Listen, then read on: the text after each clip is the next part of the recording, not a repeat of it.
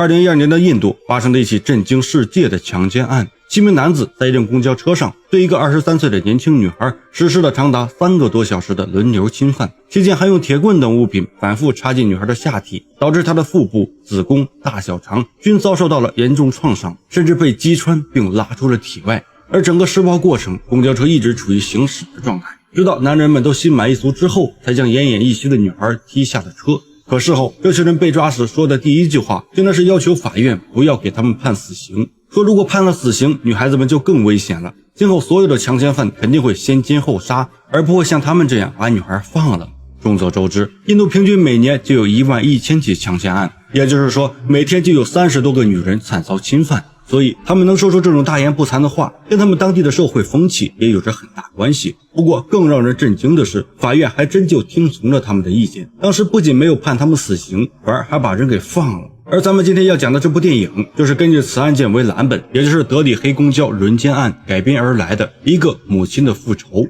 顾名思义，就是女孩被多人侵犯之后，法律不能将恶人绳之以法，她的母亲展开报复的故事。虽然听着简单，但其中的艰难可想而知。所以就让我们看看这位伟大的母亲都用了哪些你从没见过的高智商手段，为自己女儿讨回公道的吧。故事开始于一节生物课上，女孩小雅突然收到班里男生的消息，可打开手机一看，居然是一部日本小电影。那不忍直视的画面直接让小雅喊了句恶心，而这自然引起了老师，也就是小雅母亲的注意。当她看完手机上的内容后，气得直接没收了男生的手机，并且毫不犹豫扔出了窗外。这个举动导致男生怀恨在心。恰好就在这天晚上，小雅跟着同桌来参加派对，由于是第一次进酒吧，她还特意打扮了一番，成了全场最瞩目的焦点。可没想到白天的男生竟然也在这里，并且还是带着自己表哥来的。起初男生只是想把小雅喊进包间喝一杯，就当做他母亲扔他手机的道歉，可小雅一直很讨厌这个家伙，想都没想便推开了他，这让本就有气的男生更气了，回到包间就对着表哥一顿吐槽。看着如此愤怒的老弟，表哥决定帮他出口气，于是便在酒里放了颗迷药，然后假装绅士的请小雅喝酒。可小雅的警惕性很高，陌生人给的东西从不乱喝，就这样表哥也被驳了面子，但他可不是什么善茬，既然你让我丢人，那我就教你做人。派对很快就结束了，由于同志喝得不省人事，小雅只好自己来外面打出租车。而是在等待的功夫，表哥的朋友突然从身后冲出，一把捂住了小雅的嘴。表哥想要帮忙抬人，却被挣扎的小雅踢他的裤裆上。酒吧里的保安看到这一幕，连忙冲着小雅跑了过来，但他可不是救人，而是成为了帮凶。他们一起把小雅抬进了车里，小雅拼命挣扎，这咋可能拗得过4个大男人？在挨了重重的一拳后，就被安全带绑住了手脚。汽车在路上行驶得非常慢，中途还无耻地停下来换人。这场暴行一直持续了3个多小时，心满意足的几个畜生这才将奄奄一息的小雅扔了下来，然后又一脚踢进了旁边的臭水沟里。与此同时，小雅的母亲在家里急得团团转，女儿明明说12点就能回来，可始终都等不到人，就连电话也打不通。心急的她找来了酒吧，却被告知小雅早就离开了。母亲瞬间意识到了危险，于是赶紧来警局报案，可警察却认为小雅只是贪玩，没准现在正在某个朋友家睡觉呢，让母亲先回去等着。可这一等不要紧，竟然等来了医院的消息。有个早起晨练的男人在臭水沟里发现了小雅，后来经过医生检查，发现她全身多达80几处伤口，内脏出血严重，呼吸也非常不稳定，唯一的奇迹是还活着。看着女儿惨不忍睹的样子，母亲在病房里泣不成声，但更让她心痛的还是医生接下来说的话。 To be honest with you, ma'am, your daughter has been physically abused. ऐसा लगता है आपकी बेटी के साथ रेप हुआ है。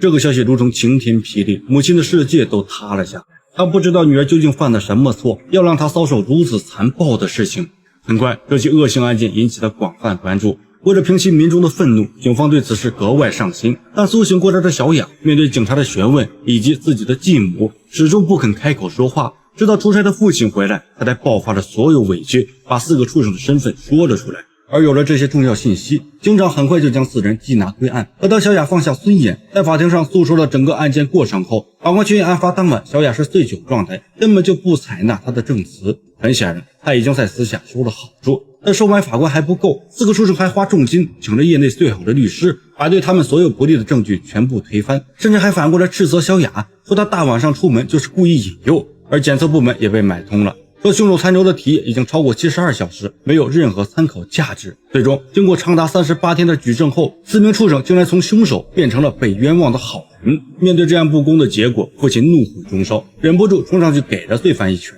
结果却被法官以藐视法庭罪抓了起来。看着作为原告的丈夫被拖上警车，再看看一旁和家人拥抱肆意欢笑的罪犯，母亲彻底陷入了绝望。在将账户保释出来之后，负责此案的警长找到母亲，对她表达了深深的歉意。但这些话又有什么用呢？此时的母亲已经不再相信法律，也不会再对警察抱有任何希望。而与此同时，得知那几个畜生被无罪释放后，作为受害者的小雅一度有了轻生的想法。好在母亲回来的及时，把她手里的刀抢了过去。可刚准备安慰2句，小雅就突然大叫了起来。她把一切都怪罪到了继母身上，认为都是她当初扔到男生的手机，自己才会遭到他们的报复。看到这一幕，母亲的心都要碎了，而这也让他们本就不算好的家庭关系又涂上了一层厚厚的霜。而更让母亲难受的是，第2天回到学校，作为施暴者的男生竟然跟个没事人一样，还向同学炫耀自己的所作所为。母亲见状气坏了，直接冲进校长办公室，质问他为什么要让这样的人渣回学校。而校长却表示法律上并不认为男生有罪，所以自己也就没理由开除他。听听说的多么义正言辞呀！好，既然这样的话，那就别怪自己亲自为女儿讨回公道了。趁着放学之际，母亲想要开车撞死男生，可转念一想，这样不但便宜了他，自己被抓后也就没办法找那3人报仇了。于是他果断放弃了这个想法，扭头找到了自己的一个侦探朋友，请他帮忙调查出4个人渣的全部信息。而接下来要报复的第一个人，就是当时见死不救反而还加入行凶的酒吧保安。他每天晚上下班后都会固定去一个酒馆里喝到大醉，于是母亲提前找了2个站街女，故意让他们去勾引保安。等将人诱骗到车上之后，再用药物将其迷晕。等保安再次醒来，已经是3天之后。强烈的尿意促使他来到厕所，可当脱下裤子准备方便时，竟然发现自己怎么都尿不出来。低头一看，我操了个 DJ， 自己的作案工具居然被没收了。崩溃的保安一拳打碎了镜子，他一个重心不稳摔在了水龙头上，成了一具不完整的尸体。保安的死很快被媒体曝光。当小雅看到新闻后，她那颗凉透的心终于得到了一丝温暖，也终于敢拉开窗帘感受久违的阳光。母亲见状知道自己做对了，于是就开始计划下一次行动。而与此同时，警方误认为保安的死和小雅父亲脱不了干系，便派人对他进行24小时的监视，完全忽略了小雅的母亲。而他则通过侦探提供的信息了解到表哥是个狂热的健身爱好者，并且每天都会喝蛋白粉，所以要用什么方式报复他呢？看着手里吃剩的苹果，作为生物老师的母亲忽然有了个一箭双雕的妙计，那就是利用苹果下毒。你没听错，就是我们平常吃的那个苹果，它的籽儿里其实含有剧毒。于是母亲一口气买了上百个苹果，然后全部切开，把里面的苹果籽儿取出之后，再通过某种机器提取出里面的氰化物。然后等到表哥上班时，他找了个信得过的开锁匠，偷偷潜进对方家中，将准备好的粉末倒进了他每天必喝的蛋白粉里。毫不知情的表哥只是喝了一小口，视线就逐渐变得模糊，接着就开始口吐白沫，四肢僵硬的晕倒在地上。不过他并没有直接死掉，这也是母亲故意把剂量调小的，因为让他全身瘫痪的活着比杀了他还要痛快100倍。而解决完表哥，接下来就是表弟了。他此时正在医院里探望表哥，同时调查此案的警长也在。而母亲就是趁着这个间隙，拿着一袋子苹果来到了男生家里，但这次不是为了下毒，而是进行栽赃。他在这里伪造了一个完美的制毒现场，然后又用男生的电脑故意搜索制作氰化物的教程。细节的是，还把搜索时间改成了昨天晚上。做好一切之后，他用打火机触发了烟雾报警器，男生很快就接到了火警电话。恰好在医院的警长也跟着一起前去救火，可谁知进了家门，一丝火苗都没看见。而在排查是什么引起了报警时，刚好发现了母亲准备的犯罪证据。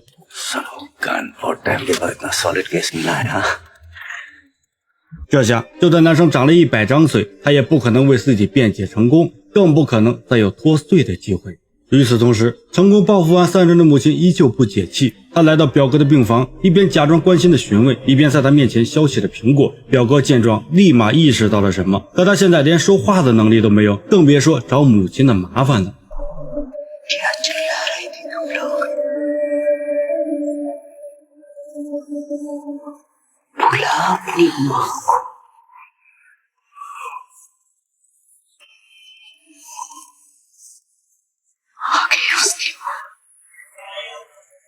看着表哥气急败坏但又无可奈何的样子，母亲心满意足的笑了。另一边，小雅看到坏人接二连三的被害，她的心情也跟着好了不少，还主动给父亲发了条短信，说他今天打扮得真帅。很显然，她认为是父亲在暗中帮助的她，甚至还想要父亲带着她去旅游。在这种时候，女儿就是要天上的星星，父亲也得想办法摘下来，所以便毫不犹豫答应了小雅。殊不知，正是这个决定，差点要了他们全家的命。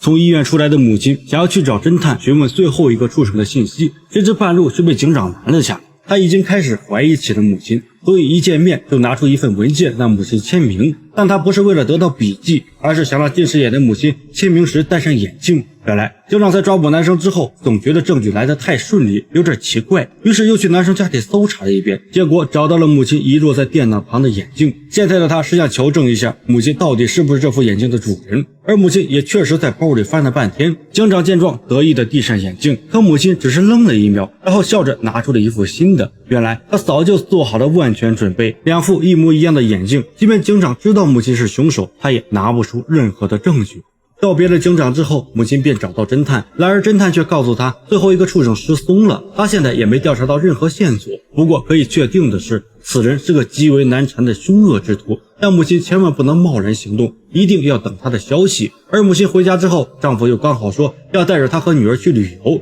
于是母亲便准备先放下仇恨，陪着已经逐渐打开心扉的女儿迎接新的生活。然而事与愿违，另一个畜生此时已经剃了大光头，同伴接二连三的被害，他已经意识到了危险，于是便找到监狱里的男生，而从男生的走路姿势就能看出来，他这几天绝对是吃尽了苦头，所以一见光头的面便想着让他救自己出去。然而光头现在只想知道这一切到底是谁在背后害的他们，可男生连怎么进的监狱都弄不清楚，又咋可能知道对方是谁呢？于是光头又找到医院里的表哥，虽然他知道对方是谁，但又一句话都说不出来，支支吾吾半天，好不容易挤出来一个 master， 还被光头听成了默，可把床上的表哥急坏了。他太想告诉光头是女孩的母亲了，最后用出了吃奶的劲儿，才清楚说出了妈妈二字。光头终于明白了过来，可表哥却因为刚才用力过猛，活活把自己给急死了，也算是得到了应有的报应。光头找到了小雅家里，本打算先发制人，却发现家中没人。原来小雅一家早就外出旅游了，无奈之下，光头只好离开。可刚坐上摩托车，就发现了跟踪自己的侦探，于是他将计就计，等侦探离开之后，他反跟踪来到了侦探家，先将其暴打了一顿，然后就逼问小雅一家的下落。但侦探宁死不屈，还不停地嘲讽他，说你们干的那些事儿根本就不算个男人。这句话彻底激怒了光头，直接掏枪打死了侦探，然后又用侦探的指纹解开了他的手机，而里面的最后一通电话是侦探刚刚打给母亲的，本来是想提醒母亲光头出现了，让他一定要注意安全。可万万没想到的是，这些话还没来得及说出口，光头就提前找了过来。更麻烦的是，为了不让复仇的秘密被发现，侦探刚才还特意把电话打到了母亲所住的民宿，而现在也正是因为这通电话，让光头知道了母亲的位置。与此同时，小雅一家正在享受来之不易的幸福，丝毫没有察觉危险正在慢慢靠近。晚上，小雅正坐在沙发上看书，房间里的灯突然灭了，联系不上民宿主人的父亲，只好自己来到地下室，结果发现有人剪断了电线。就在他准备上前查看时，却被什么东西绊了一下，低头一看，竟然是民宿主人的尸体。吓得父亲赶紧站起身，准备回房间保护妻女，谁知刚扭头就碰上了光头，而光头也人狠话不多，直接掏出手枪对着父亲就扣动了扳机。而对此毫不知情的小雅刚点着蜡烛照明，就被身后的人影吓了一哆嗦。关键时刻还好母亲从外面赶了回来，她让光头有什么事冲自己来，结果可想而知，母亲很快就被打倒在了地上。而此时小雅已经逃走，不想浪费时间的光头直接用塑料袋套住了母亲的脑袋，没一会儿的功夫，母亲便没了动静。但为了保险起见，光头临走时还补了一脚，在确认母亲是真没命后，才放心的去追击小雅。然而他还是低估了母亲，光头刚离开，他就大口呼吸了起来。原来母亲刚刚是假死逃命，他挣扎着重新站起身，顺着雪地上的脚印一路追寻。可倒霉的是，还没等他找到小雅，就提前被光头发现了。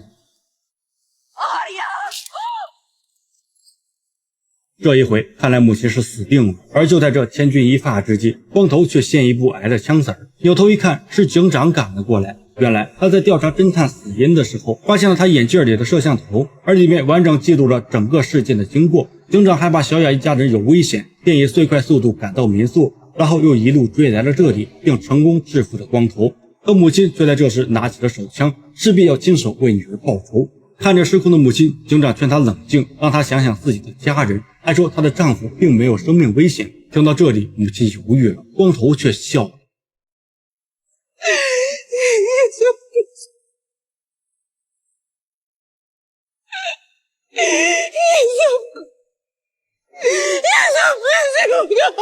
कुछ नहीं कर सकते हम कुछ नहीं कर सकते ये सब फिर से होगा आप कुछ नहीं कर सकते ये सब फिर से होगा अगर मारना ही है तो सही गन से मारो。看到这一幕，光头彻底怂了，跪着向母亲求饶。而母亲由于是第一次开枪杀人，恐惧使她迟迟不敢扣下扳机。直到小雅从树后走出，她已经知道了一切。原来继母为自己做了那么多，于是第一次喊出了那句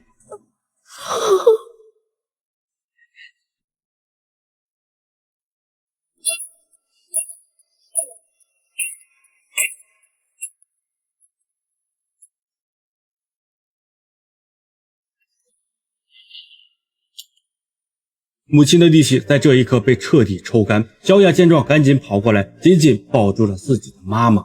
至此，全篇结束。有人说，上帝不可能无处不在，所以才创造了母亲。每个母亲都是凡人，但为了孩子，他们也可以变成无所畏惧的超人。母亲的慈爱可以用胳膊护孩子安睡，而母亲的勇敢也可以扣动扳机保孩子平安。好了，今天的故事就到这里，感谢大家的观看，感谢大家的时间，我是大鱼，咱们下期再见。